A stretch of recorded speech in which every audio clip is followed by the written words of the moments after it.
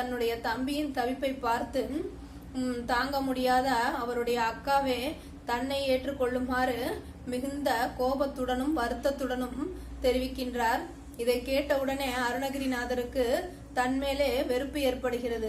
குடும்பத்தை இப்படி ஒரு நிலைக்கு உள்ளாக்கி விட்டோமே, நம்மளுடைய காம இச்சையின் காரணத்தினால் நம்முடைய குடும்பமே இப்படி சீரழிந்து விட்டதே, மனைவி நம்மை வெறுத்து விட்டால் நம்முடைய அக்காவும் இப்படி ஒரு நிலைக்கு தள்ளப்பட்டு விட்டாரே என்று தன்னுடைய நிலைமையை எண்ணி கூனி குறுகி வருந்துகின்றார். அதனால் கால் போன போக்கில் அவர் செல்கின்றார். அப்பொழுது அவரை வழிமறித்து ஒரு பெரியவர் அவருக்கு நல்வழியை காட்டுகின்றார். முருகப்பெருமானை நினைக்குமாறும் அவருடைய நாமங்களை பாடுமாறும் அவருடைய நினைவில் பல பாடல்களை பாடி செல்லுமாறும் அவருக்கு வற்புறுத்துகிறார். அப்படி இருக்கும் பொழுதும் அவர் அதுபோல் செய்கின்றார். இருந்தும் அவர் மனம் கேட்காமல்